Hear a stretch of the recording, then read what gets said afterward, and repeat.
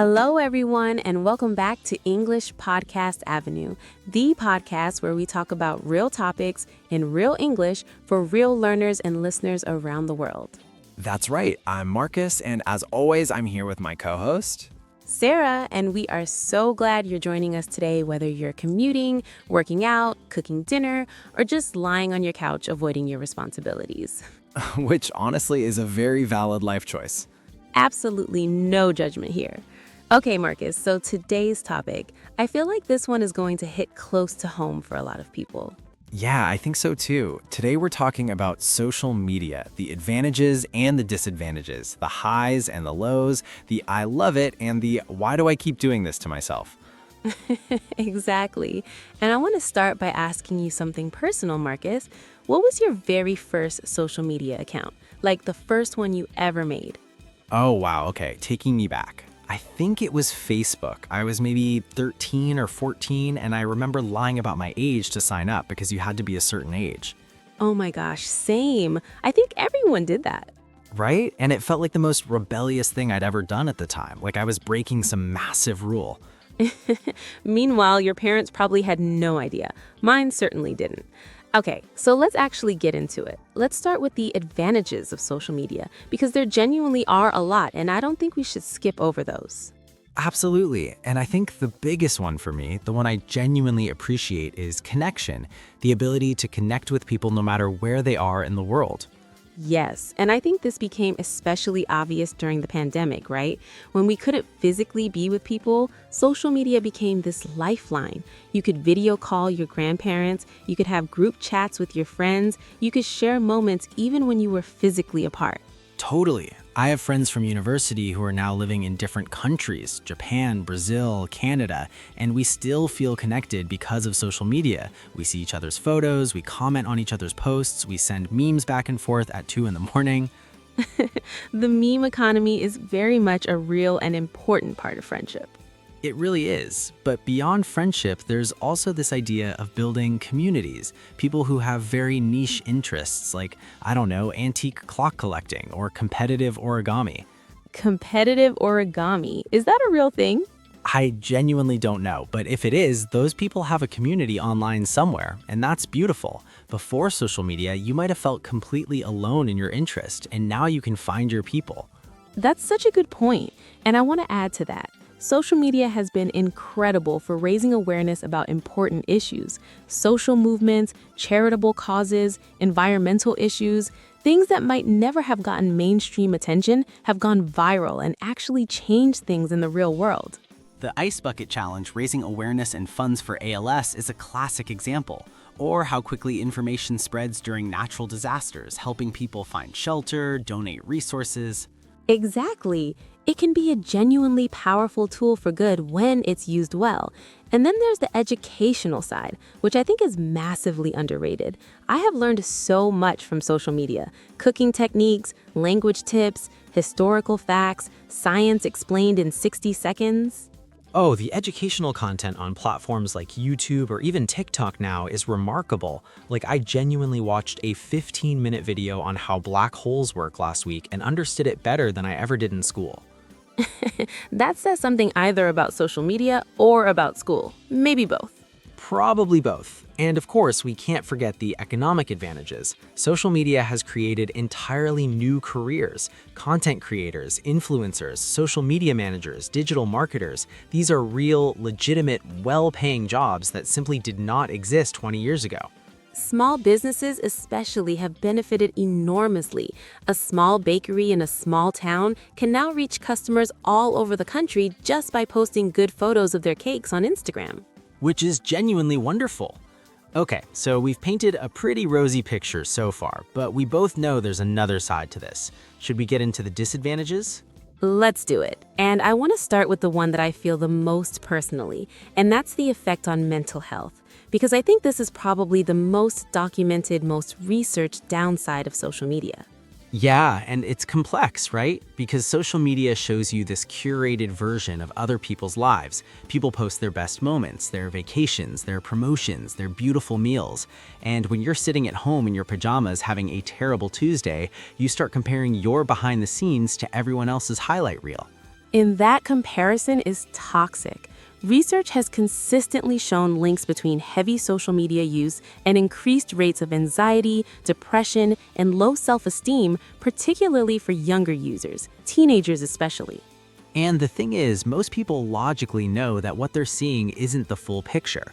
They know people use filters, they know posts are carefully selected, they know that person's life isn't actually perfect, but emotionally it still affects you. It bypasses logic entirely. You feel it before you can think it.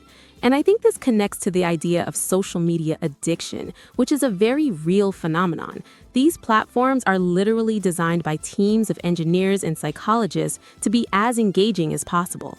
The infinite scroll, the notifications, the little dopamine hit when someone likes your photo, it's engineered to keep you coming back. And it works. I'm not immune to it. Sometimes I pick up my phone to check one thing, and 20 minutes later, I'm watching a video of a dog who learned to skateboard, and I have no idea how I got there. And in isolation, watching a skateboarding dog is delightful, but multiply that by every day, multiple times a day, and suddenly you're spending hours a day on your phone that you could have spent doing something that actually fulfills you. Exactly. And then there's misinformation, which I think in recent years has become one of the most dangerous aspects of social media. False information can spread faster than true information, and it can have real-world consequences. Health misinformation during the pandemic is a really clear example. People were reading posts, believing them, and making health decisions based on completely unverified claims, and those decisions affected not just them, but the people around them.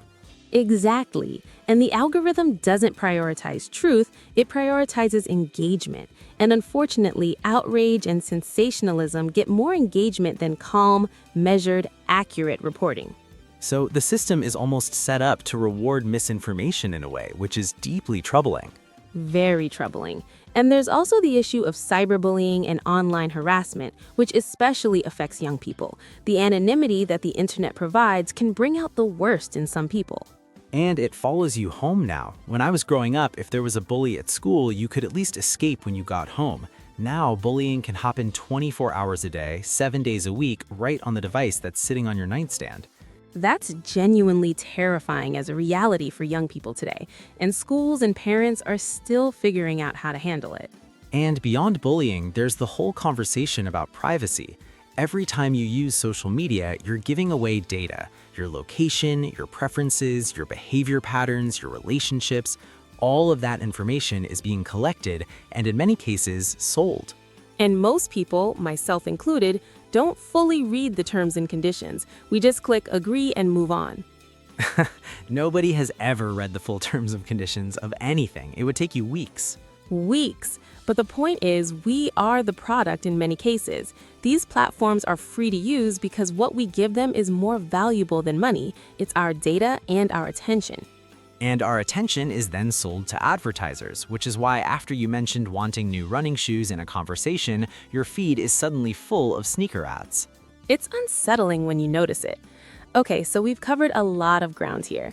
Let's bring it together, because I don't think either of us wants to end with the conclusion that social media is purely evil and we should all delete everything. No, not at all, because I genuinely believe social media is like most powerful tools. It depends entirely on how you use it. A knife can cook your dinner or it can hurt you. It depends on how it's handled and in what context. Exactly. I think the key is intentionality, using social media with purpose rather than just passively scrolling out of habit or boredom.